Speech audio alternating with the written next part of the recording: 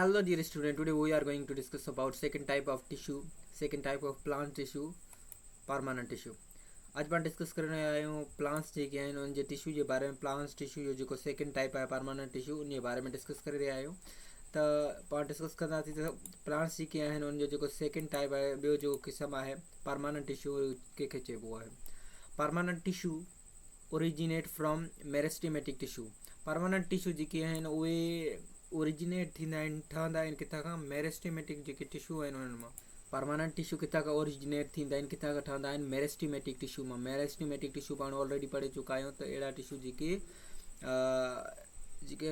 उन्हनि जे अंदरि जेके सेल्स आहिनि उहे डिवाइड थियनि, ऐं परमानेंट टिश्यू जंहिंजा सेल डिवाइड न थियनि।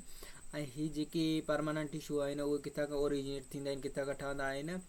पंहिंजो मेरिस्टेमेटिक टिश्यू मां ठहंदा आहिनि। उन खां पोइ ॻाल्हि कयूं the cells of these tissue do not have ability to divide। ही जेके आहिनि उहे सेल्स आहिनि जंहिं वटि एबिलिटी न हूंदी आहे डिवाइड थियण जी, मतिलबु त ही उहे सेल आहिनि जंहिं वटि एबिलिटी न हूंदी आहे डिवाइड थियण जी, टुटण जी। ही जेके आहिनि इहे टुटे न सघंदा आहिनि। And may have intercellular space between cells. ऐं हिननि जे विच में छा इंटरसेल्यूलर स्पेस जेको आहे सो मौजूदु हूंदो आहे। हाणे इंटरसेल्यूलर स्पेस छा खे चइबो आहे? इंटरसेल्यूलर स्पेस छा खे चइबो आहे? सपोज़ करियो ही ॿ सेल आहिनि, ही ॿ सेल आहिनि, हिकिड़ो हीअ ऐं हिकिड़ो ही ॿई सेल आहिनि।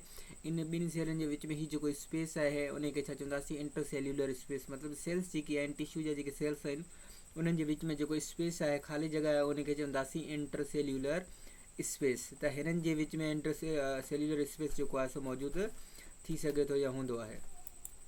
उन खां पोइ आहे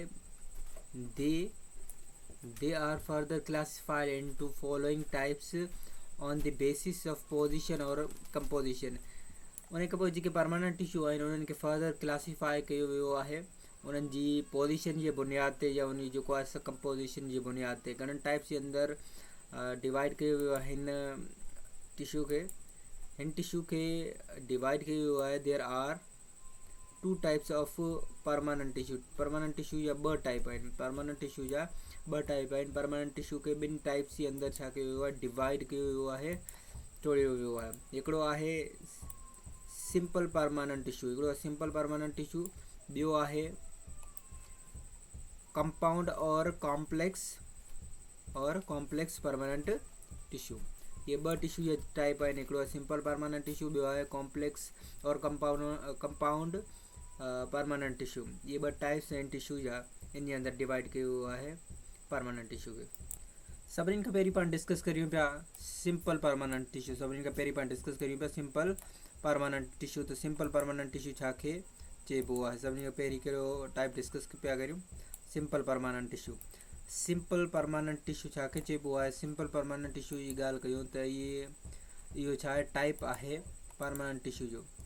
simple permanent tissue are made up of one layer of cells. Simple permanent tissue जेके आहिनि वन लेयर ऑफ सेल, हिकिड़ी लेयर ऑफ सेल्स मिली करे ठहिया आहिनि। सिंपल परमानेंट टिश्यू जेके आहिनि उहे ठहियल हूंदा आहिनि हिकिड़ी लेयर ऑफ सेल ते। उन खां पोइ सिंपल परमानेंट टिश्यू जी ॻाल्हि कयूं त सिंपल परमानेंट टिश्यू जेके आहिनि उहे उनजो जेको फर्स्ट जेको टाइप आहे उहो कहिड़ो आहे? Epidermal tissue. Simple permanent tissue जो फर्स्ट जेको टाइप आहे उहो आहे एपिडर्मल टिश्यू। एपिडर्मल टिश्यू छा खे चइबो आहे? एपिडर्मल टिश्यू जी ॻाल्हि कयूं त एपिडर्मल जेके टिश्यू हूंदा आहिनि, epidermal tissues are composed of single layer of cells and they cover body, plant body. Epidermal tissue जी ॻाल्हि कयूं त इहे सिंगल लेयर ऑफ सेल्स मिली करे ठहियल हूंदा आहिनि ऐं इहे छा कंदा आहिनि? बॉडी खे कवर कंदा आहिनि। मतिलबु त इहे बॉडी जो जेको सरफेस आहे उन जे मथां मौजूदु हूंदा आहिनि। उन खां पोइ इन्हनि जी ॻाल्हि कयूं त they are act as barrier between environment and internal plant tissue. ही जेके आहिनि बैरियर वांगुरु कमु कंदा आहिनि, हिकु बाउंड्री वांगुरु कमु कंदा आहिनि जेके इंटरनल ऐं एक्सटर्नल एनवायरनमेंट खे सेपरेट कंदी आहे, अलॻि कंदी आहे। उन खां पोइ जेकॾहिं हिन टिश्यू जी फर्दर जेका असां ॻाल्हि कयूं त ही कंहिंजे अंदरि मौजूदु आहिनि in roots. They are also responsible for the absorption of water minerals. ही जेके आहिनि रूट्स जे अंदरि मौजूदु हूंदा आहिनि। रूट्स जे अंदरि ही छा कमु कंदा आहिनि? छा जे लाइ रिस्पॉन्सिबल हूंदा आहिनि, एब्जॉर्प्शन कंदा आहिनि वाटर ऐं मिनरल्स जेके आहिनि उन्हनि जी एब्जॉर्प्शन कंदा आहिनि, उन्हनि खे जज़ब कंदा आहिनि। उन खां पोइ अॻिते हिननि जे ॾिसूं त on the steam leaves the secret cutin, the coating of cutin is called cuticle. ही जेके स्टीम जे अंदरि या लीव्स जे अंदरि छा खे सीक्रेट कंदा आहिनि, क्यूटिन खे सीक्रेट कंदा आहिनि, जेके लेयर ठाहींदा आहिनि जंहिंखे पाण क्यूटिकल चवंदा आहियूं। ऐं क्यूटिकल जो कमु छा हूंदो आहे, विच प्रिवेंट एवापोरेशन। जो कमु छा हूंदो आहे, क्यूटिकल जो कमु हूंदो आहे एवापोरेशन खे प्रिवेंट करणु, रोकणु। जेको वाटर आहे वेपर्स जी फॉर्म में रिमूव आउट थिए थो, उनखे रोकण जो कमु कंहिंजो हूंदो आहे क्यूटिकल जो। ऐं इहो बि जेको आहे सो एन टिश्यू जो कमु आहे, एपिडर्मल टिश्यू जो। अॻिते जेकॾहिं एपिडर्मल टिश्यू जी ॻाल्हि कयूं त epidermal tissue also have some special structure that perform specific functions. जेकॾहिं एपिडर्मल टिश्यू जी ॻाल्हि कयूं त उन्हनि जा कुझु स्ट्रक्चर हूंदा आहिनि जेके स्पेसिफिक फंक्शन खे परफॉर्म कंदा आहिनि, कमु परफॉर्म कंदा आहिनि। उहे स्ट्रक्चर कहिड़ा हूंदा आहिनि, for example roots, hair and stomata. Roots, hair ऐं स्टोमेटा जेके आहिनि स्पेशल काइंड ऑफ स्ट्रक्चर हूंदा आहिनि जेके ख़ासि कमु परफॉर्म कंदा आहिनि। उन खां पोइ जेकॾहिं ॾिसूं त हीअ जेके स्टोमेटा जेके आहिनि मौजूदु हूंदा आहिनि, उहे छा कंदा आहिनि, मुख़्तलिफ़ सब्सटेंस खे एक्सचेंज कंदा आहिनि, जी गैसिस वग़ैरह खे एक्सचेंज करण जो कमु कंहिंजो हूंदो आहे, पंहिंजो स्टोमेटा जो कमु हूंदो आहे। उन खां पोइ सिंपल परमानेंट टिश्यू जो जेको ॿियो टाइप आहे, ग्राउंड टिश्यू। ग्राउंड टिश्यू जेके आहिनि उहे सिंपल परमानेंट जो ॿियो टाइप आहे। ग्राउंड टिश्यू छा खे चइबो आहे, ground tissue are simple tissue made up of parenchyma cells. Ground tissue जेके आहिनि उहे सिंपल टिश्यू हूंदा आहिनि जेके पेरेन्काइमा जेके सेल्स आहिनि उन्हनि जा ठहियल हूंदा आहिनि। ऐं पेरेन्काइमा सेल्स जेके आहिनि उहे मिली करे ग्राउंड टिश्यू ठाहींदा आहिनि। Parenchyma cells are the most abundant cells in plants. Parenchyma cell जाम इम्पोर्टेंट, जाम ज़रूरी सेल्स हूंदा आहिनि प्लांट्स जे अंदरि। उन खां पोइ अॻिते जेकॾहिं हिननि जे बारे में ॾिसूं त जेके पेरेन्काइमा सेल आहिनि overall they are special but flat point of contact. ही जेके आहिनि उहे सेल्स आहिनि जेके स्पेरिकल हूंदा आहिनि पर फ्लैट हूंदा आहिनि, सीधा हूंदा आहिनि किथे जिते इहे कनेक्ट थींदा आहिनि, जिते इहे मिलंदा आहिनि ॿियनि टिश्यूज़ सां। उन खां पोइ हिननि जी ॻाल्हि कयूं त जेके ग्राउंड टिश्यू हूंदा आहिनि, they are also have thin primary cell wall and have large vacuole for storage of food. हीअ जेके टिश्यू आहिनि हिन वटि छा हूंदो आहे, प्राइमरी सेल वॉल हूंदी आहे थिन, ऐं उन खां अलावा वैक्यूल हूंदो आहे, लार्ज वैक्यूल हूंदो आहे फूड जी स्टोरेज वग़ैरह जे लाइ।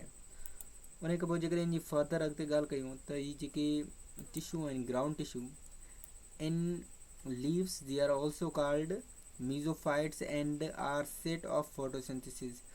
ऐं जेके लीव्स आहिनि इन्हनि जे अंदरि जेकॾहिं इहे सेल मौजूदु हूंदा आहिनि त हिननि खे मीज़ोफिल बि चइबो आहे, जंहिंजो कमु छा हूंदो आहे, फोटोसिंथेसिस में हेल्प करणु।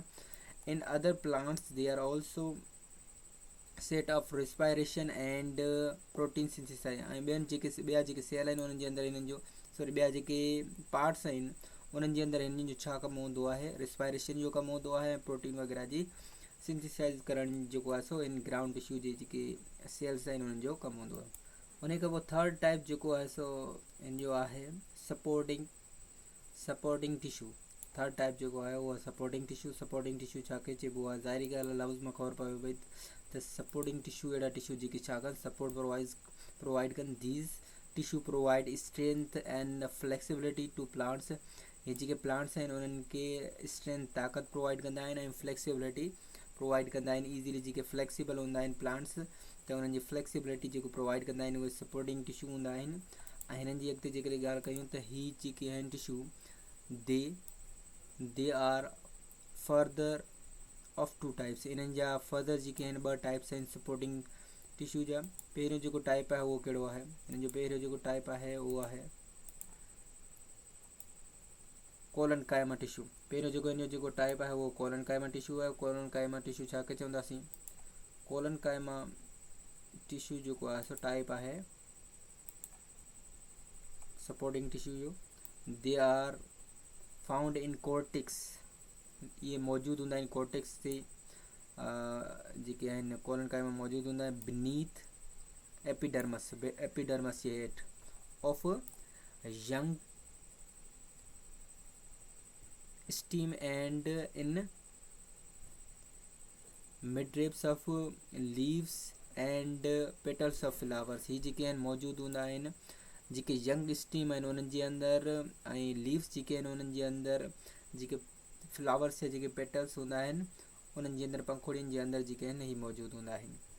उन खां पोइ हिननि जी जेकॾहिं फर्दर ॻाल्हि करियूं त ही जेके टिश्यू आहिनि collenchyma tissue they are made up of elongated cells with an eventually thick in primary cell wall.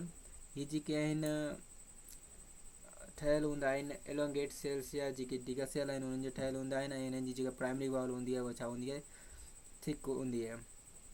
The are flexible and function to support the organs which they R found. ही जेके आहिनि flexible हूंदा आहिनि हिननि जो जेको function आहे हिननि जो कमु हूंदो आहे सपोर्ट प्रोवाइड करणु जिते ही मौजूदु हूंदा आहिनि। ये जेको आहे स्ट्रक्चर आहे कंहिंजो कोलनकाइमा टिश्यू एंड स्केलेनकाइमा टिश्यू जो स्ट्रक्चर आहे। उन खां पोइ सपोर्टिंग टिश्यू जो जेको ॿियो टाइप आहे उहो आहे स्केलेनकाइमा। स्केलेनकाइमा छाखे चइबो आहे स्केलेनकाइमा ही बि जेको आहे सपोर्टिंग टिश्यू जो टाइप आहिनि sclerenchyma. They are also composed of cell wall with rigid secondary cell wall. ही जेके आहिनि उहे बि मुश्तमिल हूंदा आहिनि सेल जे अंदरि ऐं सेल्स जेके आहिनि उन्हनि जे अंदरि सेकेंडरी सेल वॉल जेका रिजिड हूंदी आहे सख़्तु हूंदी आहे। उन खां पोइ अॻिते जेकॾहिं हिननि जी ॻाल्हि कयूं त ही जेके स्केलेनकाइमा जेके टिश्यू आहिनि उहे छा आहिनि their cell wall are harden with lignin. ही जेके आहिनि टिश्यू आहिनि उन्हनि जी जेके सेल वॉल उहा हार्ड हूंदी आहे ऐं हिन जे अराउंड हिननि जे चौधारी हिकिड़ो फ्लूइड मौजूदु हूंदो आहे जेके छा चइबो आहे lignin which is main chemical component of would. जेको वुड जो अहम कंपोनेंट हूंदो आहे जेके वुड हूंदा आहिनि उन्हनि जो अहम जो केमिकल कंपोनेंट हूंदो आहे उहो कहिड़ो हूंदो आहे लिग्निन बि चइबो आहे लिगानिन बि चइबो आहे। Mature sclerenchyma cells can not elongate and most of them are dead. Mature जेके स्केलेनकाइमा सेल्स आहिनि उहे वधीक एलोंगेट नथा थी सघनि वधीक जेके आहिनि डिगा नथा थी सघनि ऐं ही जेके आहिनि मोस्टली छा हूंदा आहिनि डेड हूंदा आहिनि।